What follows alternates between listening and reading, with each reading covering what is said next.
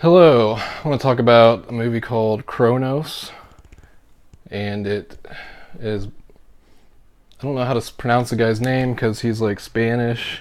His name is Spanish, but his name's Del Toro. Um, it even says disc made in Mexico.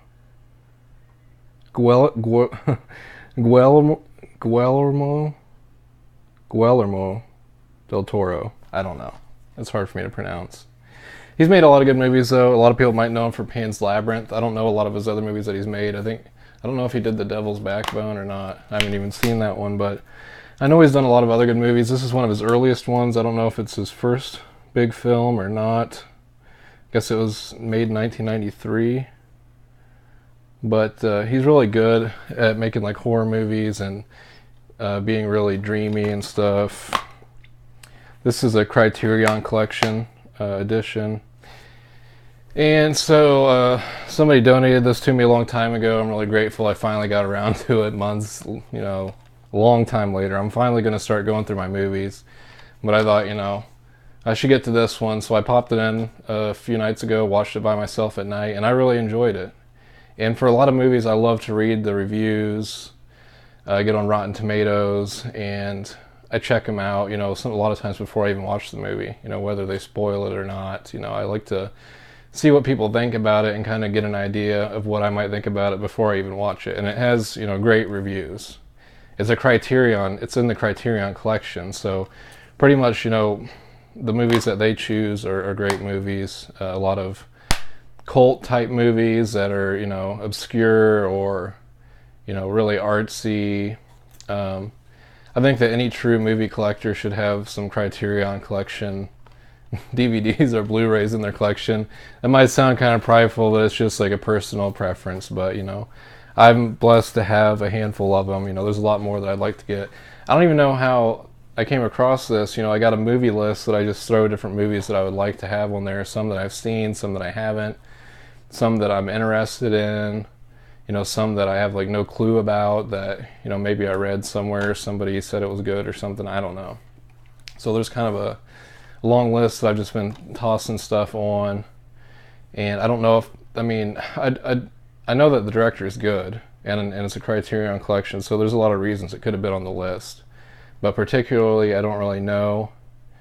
But it was a great movie. And it's kind of a different take on a vampire story.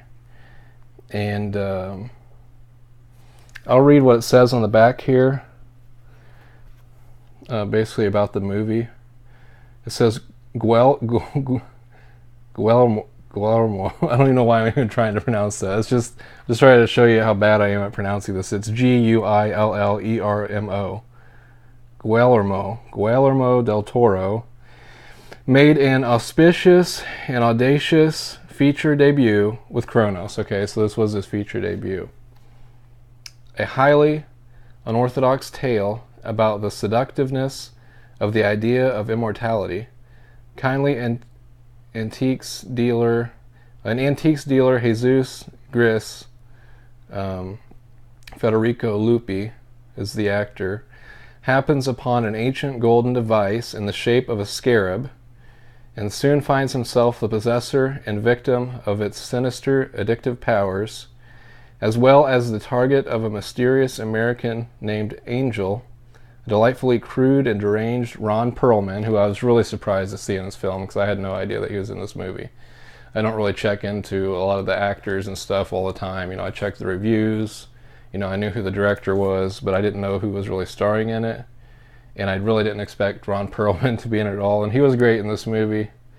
Featuring marvelous makeup effects and the haunting imagery for which Del Toro has become world-renowned, Cronos is a dark, visually rich, and emotionally captivating fantasy. And so, yeah, it is very dark. It's very disturbing, but there are some light-hearted moments. There's some funny parts in it too. And so, like I said at the beginning, like it said on the back of the movie, that basically at the beginning of the movie, it takes us to some time in the past where basically there was already a guy who was basically a vampire, and they found him dead with this device, and these notes or something like that, or maybe they just found the notes, I don't know. But he hid the device in this little statue, basically. And so the antique holder ends up getting a hold of that. In the beginning, it's kind of a tiny statue. And it kind of reminded me of The Exorcist in the beginning. The sounds and the music are really good in this movie. There's a lot of violin and piano, and they do, unnerving, sounds with the violin. And it kind of makes me think of The Shining, too, how the great music is in that. But at the beginning, because of the music and that statue that's kind of creepy, it reminds me of The Exorcist. The one in The Exorcist was a lot bigger. This is a little tiny statue. It has like an eye that's missing, that's like broken. And so this guy Jesus has I don't know if she's his granddaughter. I'm thinking that she's his granddaughter. This girl that's with him all the time, and they're in the antique shop anyway. He comes across this statue, and cockroaches start coming out of the eye of it, and it plays, the violin. It's really creepy, and the girl's trying to swat at the cockroaches, and he's like, "Oh, don't swat at them; it'll just irritate them or whatever." And so they find out that like at the base of the statue, you can like take it apart or whatever. So he opens it up. I don't know if he's trying to clean out the cockroaches or whatever, just trying to get in there more. And that's where he finds that golden scarab thing that they talk about. And he's like, "Oh, this is an odd toy or whatever. This is interesting." And he's showing it to the girl, and it has like a crank on it or whatever. And he cranks it, and he's like, "Oh, this is nice." And it's like crank winding down. And then like these sharp limbs like come out of it like a spider or something. I guess it's like a scarab is the way it's shaped, but it kind of has like a tail like a scorpion, and it has like 3 limbs on each side, and they're really pointed. And this thing's all golden metal, but they come out like ching, and he's holding it in his hand, and then they like grip on his hand, and he's like, "Ah," and it like something like pierces through like the palm of his hand, and he's like freaking out, and he like rips the thing off or whatever, and his hand's all bloody, dripping blood everywhere. He's like, "Oh, that thing's not a toy, don't touch it." And then like the limbs or whatever go back inside of it. Well, so he doesn't really know much about it. I guess there's a woman, I don't know if she's his wife or what, she's a dance teacher, but he goes to her, she cleans up the wound, and she's like, "You got something dug in there." And she asks like, "What happened to you?" He says that he fell in glass. He doesn't tell her about the device, he keeps it secret. She uses tweezers. She's like, "You got something stuck in there," and she pulls it out, and it's like a little golden like stinger thing. She's like, "This is like a stinger from like a wasp or something." She pulls that out. Later on at night, we see him. He's all got his hand all gauzed up, bandaged up, and he goes to the kitchen. He's chugging water like crazy, like late at night, and then he's like looking at this plate of food. I don't know, it's like bloody or what. It looks like meat, and he's really kind of obsessing over it. And then he starts like itching, like he's itching like where the gauze is and stuff really bad, and it's like really irritating him, and he wants to like pull off the gauze. He's like trying to bite it and stuff. It's driving him crazy. I think that he ends up opening it up, and then like the only thing that can relieve him or whatever is to get that golden scarab thing on there again. So then he like gets it on there, and he's like, "Oh, please be kind to me, be merciful, and take it easy on me this time." And then he cranks it, and he lets it go into him again, and then it has like a stinger that comes out, and it like pierces through like his wrist basically, which is it's really disturbing. It shows it in there. We see kind of like the inner workings of the device. There's like gears and stuff, and when we go inside there, it shows it makes it like a lot bigger and atmospheric, as if you were like an ant inside the device or something, which is amazing and beautiful. And that's why I love this movie too, because you can tell the artistic style is there. It's really a thoughtful movie. It's not your average everyday vampire story. It's not your average everyday movie. It's a timeless classic. It definitely belongs in the Criterion Collection. Well, anyways, we cut to Ron Perlman, which I was surprised. I was like, I know him. And, I usually think of him in the movie Hellboy, because he plays that comic book movie. But I think he's also in, can't think of that show right now, that motorcycle show, Sons of Anarchy. He's in a lot of stuff. And usually he let's see here. Okay. Usually he plays a badass, like he's in action movies and stuff, and he was in this movie too, so he didn't really disappoint with that, but he's pretty funny in the movie, so he brings kind of some comedic relief to it. Anyways, we see him, he's in like a warehouse or something, he gets a call, he goes to this guy, he brings pills to this guy who is really like decrepit and dying, and he's in like a closed off area. And like when Ron Perlman goes in there, he's wearing like a face mask and stuff. Like he doesn't want to bring any disease to this guy because this guy is like on the verge of death, you know, and he's so weak or whatever. He's like keeping himself alive in this area. Well, he has the books that the vampire or whatever left behind, so he knows all about this device. And he really wants this device because this device brings immortality. And you know, he wants to be healed. He's on the verge of death. He doesn't want to die.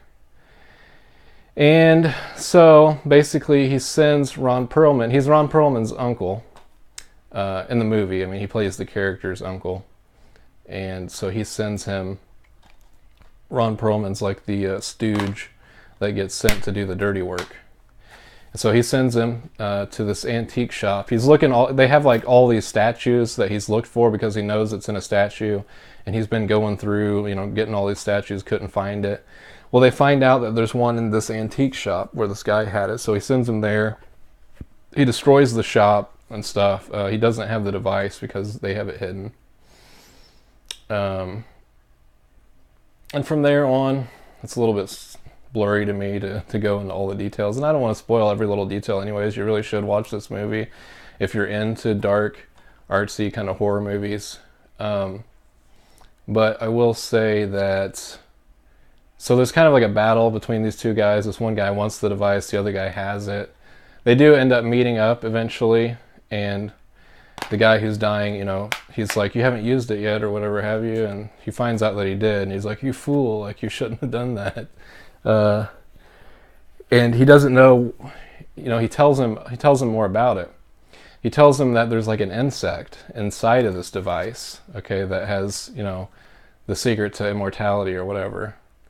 And there's a lot of biblical, there's not a lot, but there's some biblical tie-ins to this movie where they try to use the Bible and stuff, just like a lot of horror movies do that stuff. But he says, he's like, it's curious how God loves insects or whatever, and he's like, Jesus walked the water like a mosquito, which is kind of interesting. And then he says, like, Jesus' resurrection is like an ant or whatever, like an ant can live in a rock for like 100 years or something. It's like, well, those are some interesting connections, but whatever. So it's pretty cool. And later on, like I said, you see the inside of the device with the gears and stuff, and you also see like the insect. You don't really see it in detail, but it's like some kind of slimy worm or something, and it's moving around in there. It's just really eerie. And so this guy starts changing, okay, that got stung by the device or whatever. He starts turning into kind of your typical... I mean, there's some typical vampire stuff, but he's not your typical vampire. He doesn't have fangs and turn into a bat or anything like that. He doesn't look like your typical Dracula, but he gets to where sunlight will burn him. That's later on, actually. So I'm kind of skipping around some parts. Let me say first... after it first stings him, he starts looking younger. It starts bringing him like youth, and everybody notices it. His wife notices it. He's like growing a mustache. He's like, how does it look? Does it make me look younger and stuff?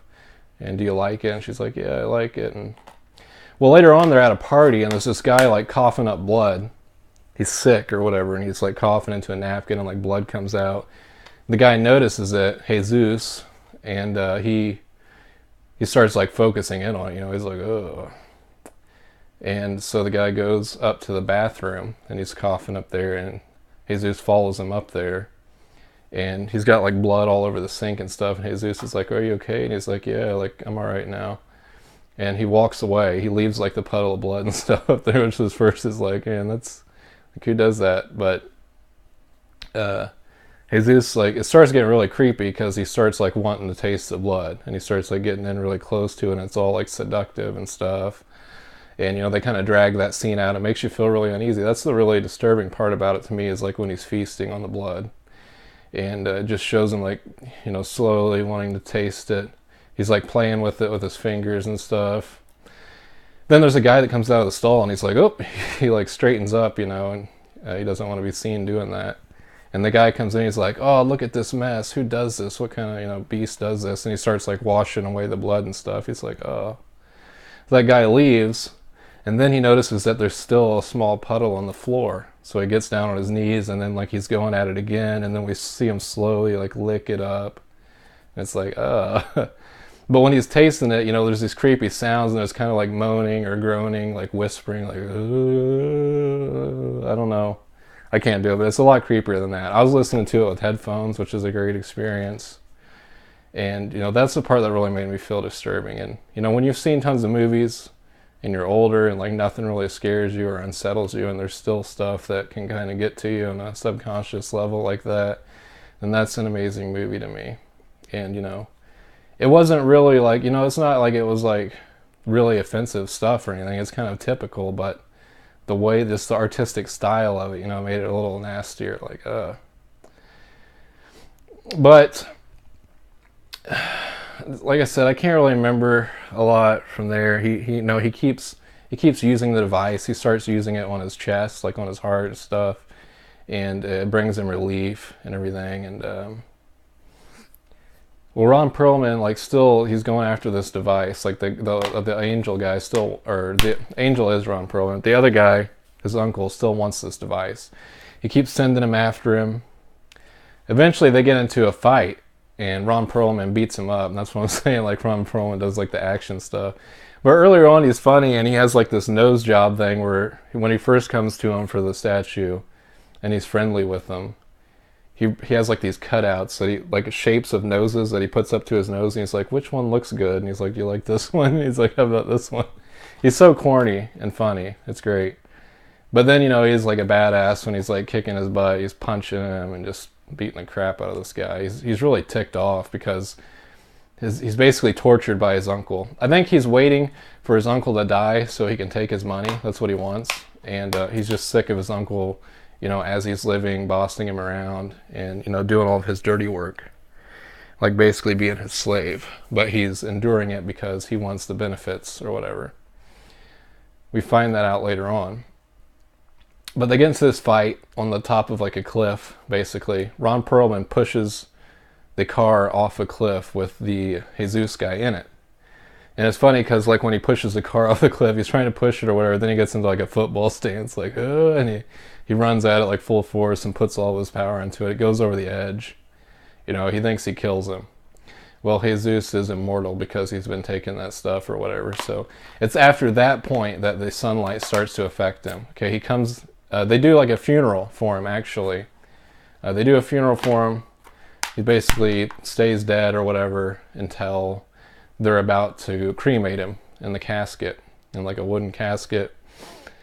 And then he disappears. And at that time, Ron Perlman's coming for him again because his uncle's like, what happened to him? What did he do to him? And he's like, he's dead or whatever. Like, it was an accident. Like, he died. He lies to him. And his uncle's like, well, did you pierce him through the heart? Like, how is his heart? Like, I need to know. And he's like, So he goes after him again. He goes to the funeral home. You know, he's going to stab him through the heart or whatever. That's one of the, you know, vampire tropes that the movie keeps. So, you know, he feasts on blood. He, you know, piercing the heart kills him permanently. You know, sunlight burns him. So there's little things like that are in the movie. Like your classical vampire. But I love the whole take on it with this device and everything. It's completely different. And it's a lot more interesting. And so, you know, I don't want to give away the whole conclusion of the ending. It's just such a great movie. You should see it yourself. You know, there's the climax where all this builds up between, you know, the uncle and the Jesus guy. And after Jesus leaves, he goes and meets the girl because he has this really good friendship with his granddaughter or whatever. You know, she knows about the device and she's been hiding it like in her teddy bear. And, you know, she really loves him and everything. He goes to her and he sleeps in like her toy chest. When they find out that sunlight burns him, she lets him sleep in there. And his skin is all like dead now. It's all like white and stuff, so he looks a lot different. But yeah, like I said, the music makes the movie disturbing, and the way that it's filmed, the feasting on the blood is really disturbing. Looking inside the device is creepy and eerie, and it's the atmosphere of that, and it has all this mystery and wonder to it. And at the end, you know, there's a good climax, a little scuffle with Ron Perlman and all that. You know, he brings comedy to the movie. This movie's a 10 out of 10. I mean, there ain't nothing wrong with this movie at all. The cool thing about this Criterion Collection edition too is it came with this little booklet with like a story. I don't know if it is what it is. I don't know if it's a story, but it just talks a lot more about the movie, and I really need to read through this. There's a lot of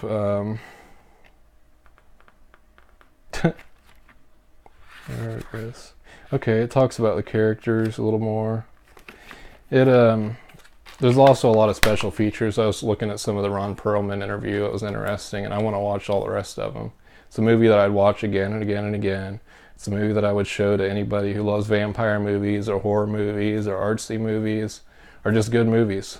I mean, I don't think that, you know, it was bloody. There was some blood. It wasn't really gory and really nasty. But it was more of the atmosphere and stuff that makes it disturbing.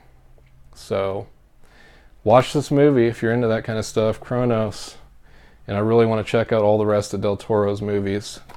So, thanks for watching. God bless. Stay tuned. Let me know what you think. See you later.